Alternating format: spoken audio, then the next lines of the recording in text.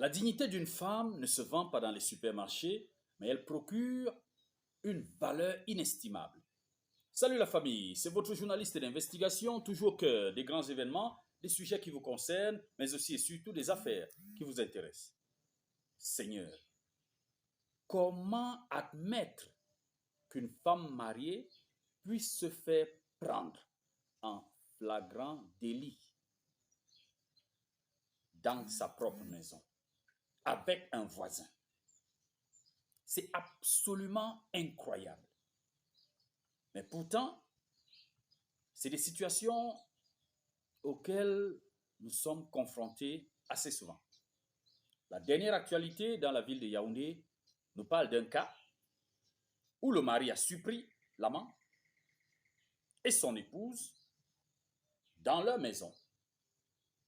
Il a même un tout petit peu brutalisé l'amant, mais il lui a dit: ce que vous avez l'habitude de faire à mon insu, faites-le maintenant et devant moi, et sous la caméra de mon téléphone portable. C'est un gros scandale. Le débat n'est pas est-ce qu'il devrait filmer. Le débat n'est pas de savoir est-ce qu'il devrait demander à l'homme de passer à l'acte avec son épouse et sans protection. Le débat, c'est la dignité de la femme. Femme, donne-toi de la valeur. Femme, sois digne. La Bible dit, homme, aime ta femme, femme, sois soumise à ton mari. Mais la Bible ne t'interdit pas de te battre pour être digne. On va nous expliquer des tas de cas de figure où on dit c'est parce que elle a besoin du strict minimum qu'elle ne parvient pas à avoir parce que le mari se débrouille. A-t-on interdit à une femme de se battre dans la vie? Ah non, elle n'a pas de capital. C'est pas vrai.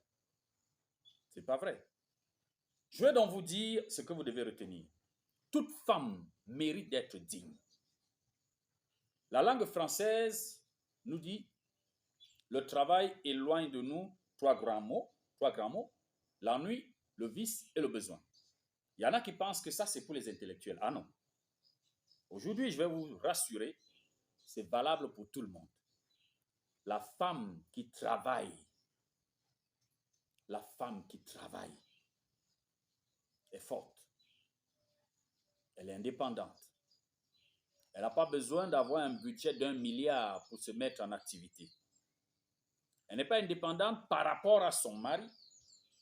Elle est indépendante par rapport à certaines souillures auxquelles elle saurait être victime.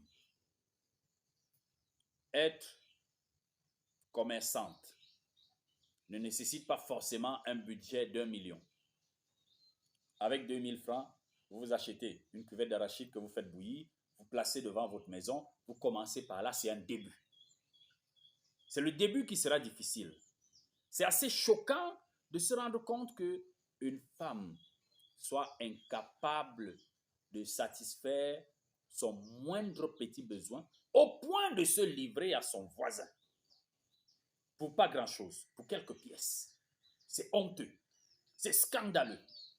Femme, arrachez votre dignité, préservez votre dignité. Avec un petit capital, vous menez une activité et on a l'habitude de dire que la femme aime l'argent. Et justement, la femme sait manipuler l'argent. La femme sait économiser l'argent. Arrêtons ça, s'il vous plaît. C'était le message de ce matin. Battez-vous en commençant avec un petit capital. Étant donné que vous êtes des bons gestionnaires, vous allez évoluer et fixez-vous des objectifs. Vous êtes milliardaire dans votre tête, même devant votre panier de bananes douces. C'est ça le plus important. Voilà. C'était votre journaliste d'investigation, toujours au cœur des grands événements, des sujets qui vous concernent, mais aussi et surtout des affaires qui vous intéressent. À très bientôt pour d'autres sujets d'analyse. Merci.